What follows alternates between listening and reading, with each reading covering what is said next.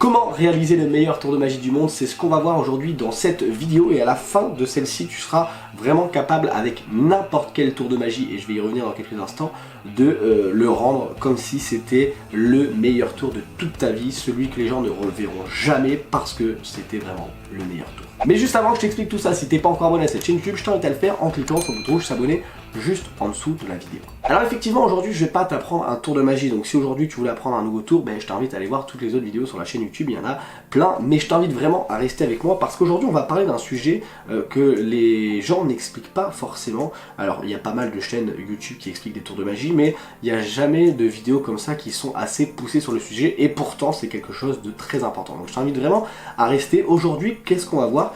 Eh bien on va tout simplement voir ce qu'il y a derrière un tour de magie. L'histoire, le personnage, le texte, etc. Alors, on va pas y aller de manière approfondie, mais je vais essayer de t'ouvrir un petit peu les portes là-dessus. Et puis, si derrière tu veux aller plus loin, eh bien, je t'inviterai tout simplement directement à m'envoyer un message pour qu'on puisse en discuter de manière plus personnelle. Parce que c'est vrai que quand tu regardes cette vidéo, voilà, je parle de manière globale, je parle avec les retours que vous me faites directement en commentaire ou sur les réseaux. Mais voilà, si après on va faire du cas par cas, c'est mieux directement d'en parler entre nous. J'avais déjà fait une vidéo à ce sujet et aujourd'hui je voulais re-regarder un peu cette vidéo, etc. voir, mais je me suis dit tiens, c'est mieux de pas aller à voir, c'est mieux de rien écrire comme ça, tout vient vraiment de ma tête, tout vient de mon esprit.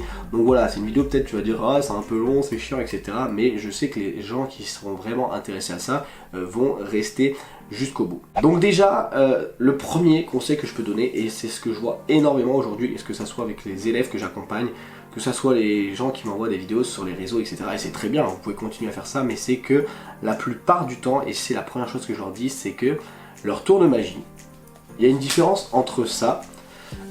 Tiens, donc tu prends une carte, celle que tu veux, ouais, ok, tu la remets, donc là, je mélange le jeu, ok, on fait ça, et là, hop, c'est bien ta carte, c'est ça? Donc il y a ce que je viens de faire là, et il y a derrière ce qu'on peut vraiment faire. Tiens, regarde, ce qu'on va faire, c'est que je vais te montrer un petit truc sympa que j'ai vu dernièrement, c'est que tout simplement, si tu prends une carte, n'importe laquelle, par exemple celle-ci, en fait, tu vois, tu as touché la carte. Donc en touchant la carte, tu as mis un petit peu de ton ADN dessus. Ce qui fait qu'elle est différente des 51 autres cartes. Pourquoi? Parce qu'il y en a une qui est un peu plus lourde, parce qu'elle contient ton ADN. Ok, tu l'as touché. Tu l'as touché avec quelle main? Avec la main gauche? Ok, ton index gauche. Tiens, est-ce que tu peux me tendre ton index gauche? Hop, je fais ça, je vais juste en mettre un petit peu sur le paquet. Et là, normalement, si on regarde, ça a dû faire remonter ta carte. Alors, t'as peut-être pas appuyé assez. Tiens, réappuie avec ton doigt. T'appuies et hop, là, ton ADN a fait que la carte est remontée. Bref, là, peut-être tu te dis, c'est pas fou ce qu'il vient de nous raconter, mais j'ai improvisé cette petite histoire. Il y a une différence entre ça, l'histoire de l'ADN et tout, que tout simplement, tiens, vas-y, prends une carte, ok, vas-y, on fait ça. Non, en fait, là, tu emmerdes les gens, c'est-à-dire que les gens vont s'embêter, tu es un énième magicien qui va leur montrer quelque chose, qui ne se souviendront pas dans une heure. Pourquoi? Parce que c'était ennuyeux, c'était chiant, que t'avais pas vraiment d'histoire à leur raconter.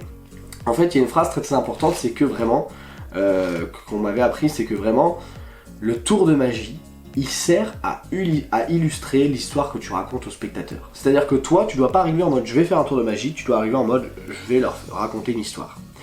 Exemple typique, les mélanges du monde. C'est l'exemple que je préfère faire parce que combien de magiciens je vois faire, tiens vas-y prends une carte, ok donc ça c'est le mélange français, on a hop l'américain, on a le mélange espagnol, et à la fin hop c'est ta carte, c'est celle-là. Non, moi les mélanges du monde ça donne...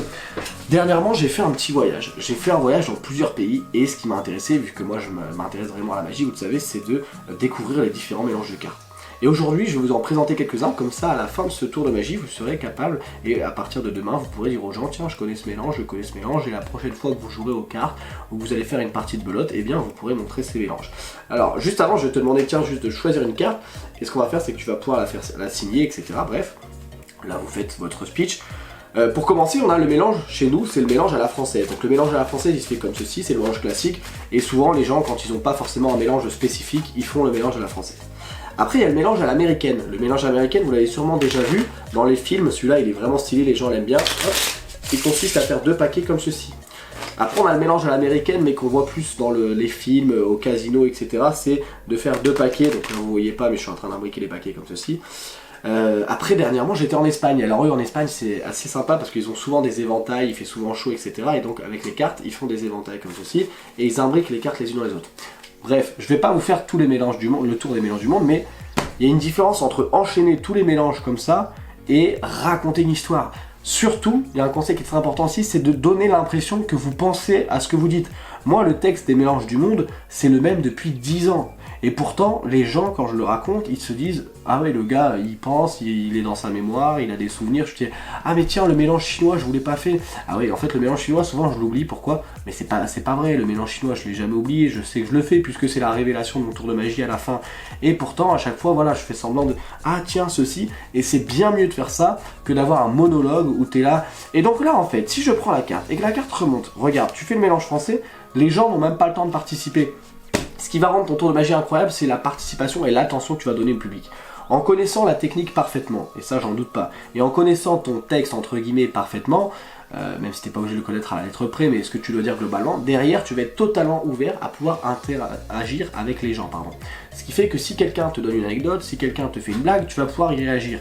Combien de magiciens je vois également, quelqu'un leur dit ah machin et tout, ils font ouais, et donc du coup, mais non mais là tu viens, ce spectateur il va te détester, tu l'as nexté, tu l'as pas écouté, donc pour faire un tour de magie incroyable, et pour faire le meilleur tour de magie du monde, déjà connaître le tour à la perfection, ok, connaître son tour, la technique qu'elle soit parfaite.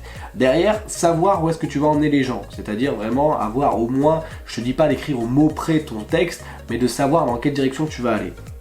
Et derrière, justement, de pouvoir, le troisième conseil, interagir avec les gens. Fais participer les gens. Les gens, ils vont passer un bien meilleur moment à t'écouter et à te faire des propositions que à juste t'écouter pendant 10 minutes comme ceci et à applaudir à la fin. T'es pas un dieu, t'es pas un roi, on n'est pas là, oui, bravo, machin. Non, on veut participer. Moi, dans les mélanges du monde, par exemple, est-ce qu'il y en a parmi vous qui connaissent des mélanges? Et il y en a un qui va te dire, ah ben moi je connais ce mélange, moi je connais celui-là. Ah, et celui-là, vous le connaissiez, madame? Oui, je le connaissais, je l'avais vu en allant à Las Vegas. Vous faites participer les gens. Et là, les gens, ils passent un vrai bon moment, vous leur racontez une histoire, et à la fin, vous utilisez la magie pour illustrer votre histoire, et que les gens se disent, waouh! Ça fait 10 minutes qu'on a une discussion avec lui hyper sérieuse, hyper enrichissante, hyper drôle parce qu'on s'amuse, etc. Et à la fin, il retrouve notre carte. Et c'est ce qui va faire la différence avec un tour de magie que plein de magiciens font et votre tour de magie. Si derrière vous faites un enchaînement de tours de magie, donc là on s'échappe un peu du sujet de la vidéo parce que je disais comment faire le meilleur tour de magie, mais si on s'échappe un petit peu, pareil, arrêtez de faire un tour de cartes et puis derrière dire voilà, alors maintenant je vais prendre une pièce, non, il faut que ça soit justifié. Ah ben regardez, je vous ai parlé des mélanges du monde et quand je fais ce petit voyage avec les différents pays que je suis allé visiter, j'ai également ramené des pièces spécifiques de chaque pays. Donc ça c'était une pièce de l'Espagne, on a fait le mélange espagnol tout à l'heure. Vous voyez, j'ai fait une transition sur les pièces. Même si c'est faux, on s'en fout que vos pièces elles viennent pas d'Espagne ou on s'en fout que vos pièces où vous êtes jamais allé en Espagne. L'importance c'est l'histoire que vous racontez. Il faut qu'il y ait un suivi, il faut qu'il y ait une chronologie. Et puis surtout, comme je l'avais dit dans la vidéo avec Eric Antoine que je vous mets juste là-haut, c'est d'avoir un numéro crescendo, ou même l'effet, c'est d'y aller crescendo, qu'à la fin on se dise tac, tac, tac, et bam, il finit là, et pas tac, tac, tac, et je redescends, ok? Donc le rythme est vraiment très très important. Voilà, j'espère que cette vidéo va vraiment t'ouvrir les yeux, alors peut-être que tu fais déjà ça et c'est très très bien, mais je t'invite vraiment à aller voir sur Insta les magiciens qui sont là, oui tiens, prends une carte, machin et tout, et les magiciens qui ont réussi, les magiciens comme Eric Antoine, comme David Stone, comme plein de magiciens, je passe les noms, Victor Vincent, et Antonio, etc. Ils ont toujours une histoire à raconter, ils ont toujours un petit truc, on est dans leur univers, on se dit waouh, c'est intéressant, c'est drôle, on s'amuse, etc. Et c'est jamais un gars qui arrive et qui fait tiens, vas-y, hop, prends une carte, hop. Non, c'est quelque chose de construit, c'est quelque chose où il y a une histoire, et tu le verras, les meilleurs numéros qu'on retient en magie, c'est parce que la personne a raconté quelque chose d'incroyable. Donc voilà, si tu as d'autres questions sur la création de numéros, si tu as besoin de conseils, si tu as besoin d'aide ou tu veux tout simplement un retour d'expérience, n'hésite pas à me contacter sur mes différents réseaux sociaux, Instagram, Facebook, TikTok, etc. Tu as également la liste mail qui est disponible, c'est le premier en description, c'est totalement gratuit, tu vas recevoir des mails de manière quotidienne, donc c'est un par semaine avec du contenu exclusif, des secrets que je ne peux pas dévoiler sur YouTube et puis également un récapitulatif de toute la semaine. Bref, c'est totalement gratuit, c'est le premier en description et en plus en t'inscrivant tu reçois 2 formations de manière totalement gratuite.